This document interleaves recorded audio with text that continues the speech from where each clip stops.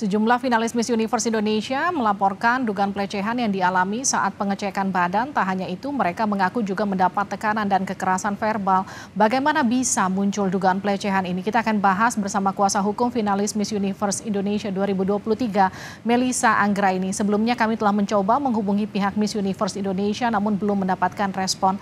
Mbak Melissa, selamat malam.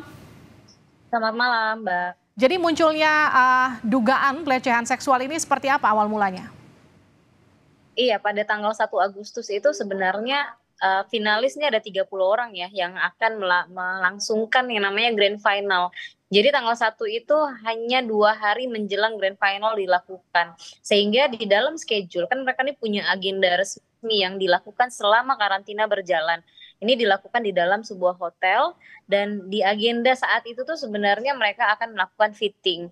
Tetapi ternyata bukan hanya fitting, mereka tiba-tiba dilakukan yang namanya body checking, di mana tidak pernah ada informasi terkait body checking ini akan dilakukan. Ditambah lagi ini kan sudah sampai, udah mau grand final, tetapi tetap dilangsungkan bahkan di dalam ruangan yang sama sekali tidak dipersiapkan dengan baik gitu ya, bahkan terkesan sembrono itu di dalam ballroom hotel dan hanya disekat seadanya dengan banner, dengan Oke, penutup yang ada. Mbak Melissa, artinya ini tidak ada di Ya, rundown? tidak ada sama sekali di rundown. Siapa yang Tidak ada menginstruksikan Mbak informasi. Melissa? Itu adalah CEO, COO dari Miss Universe Indonesia PT Kapela Swastika Karya.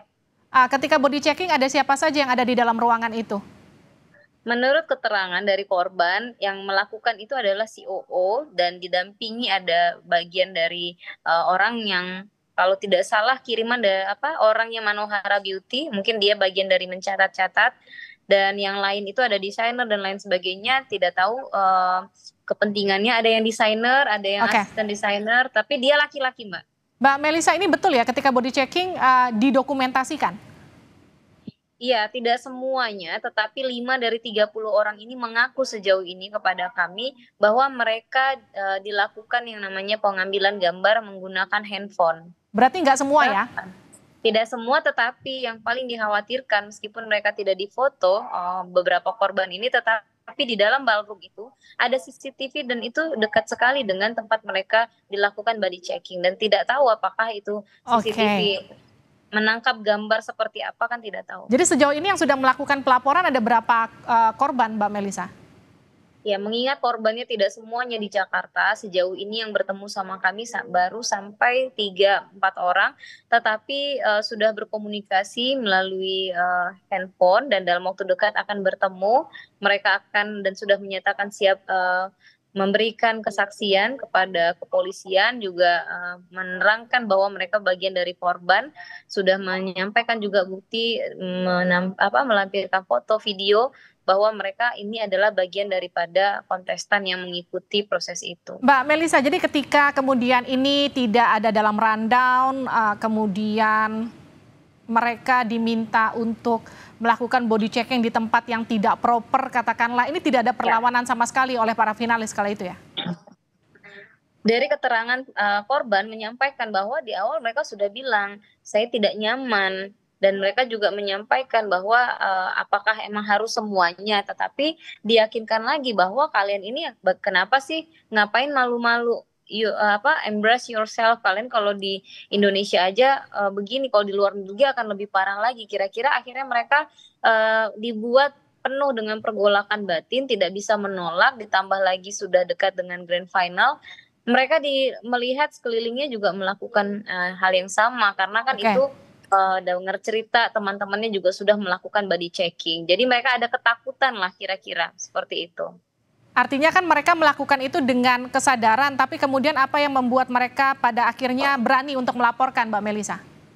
Mereka melakukan itu bukan dengan kesadaran, itu melanggar etika dan norma hukum, tetapi mereka terpaksa karena ada relasi kuasa, itu yang harus kita pahami di sana. Sehingga tidak ada daya. Jadi artinya ada ancaman ya, Mbak Melissa? Mereka tentu merasa terintimidasi karena ada juga yang menjelaskan itu dibentak. gitu ya. Ketika mereka kan ada yang menggunakan yang namanya nipple pad, bahkan nipple pad pun tidak boleh dipakai gitu. Mereka dibentak untuk dilepaskan juga. Ya ada ketakutan. Makanya saya bilang ada relasi kuasa dari si penyelenggara acara dengan kontestan di sini sehingga mereka meskipun tidak memiliki konsen akhirnya dalam pergolakan batin itu mereka lakukan juga body checking.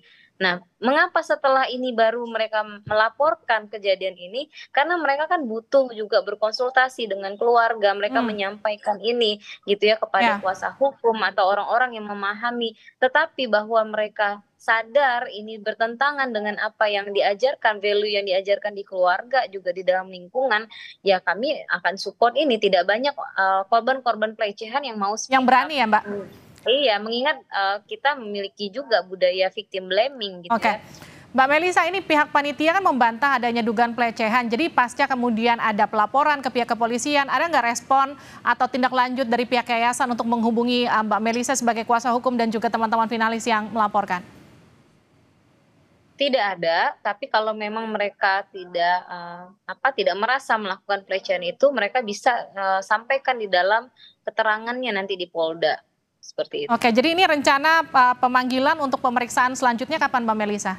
Informasinya. Kami sudah diinformasikan bisa untuk membawa korban-korban selanjutnya. Yang kemarin kan baru pada saat pelaporan ya, belum terlalu dalam pemeriksaan saksi-saksi korban. Tetapi kami sampaikan kepada Polda, kami minta waktu karena kan tidak semuanya di Jakarta. Ada yang di Jawa Timur, ada yang di Bali, ada yang di Jawa Barat, sehingga Oke, kami meminta waktu. Tapi baik. dalam waktu dekat, Kita tunggu kabarnya, Mbak Melisa. Terima kasih telah bergabung bersama kami di Sapa Indonesia Malam.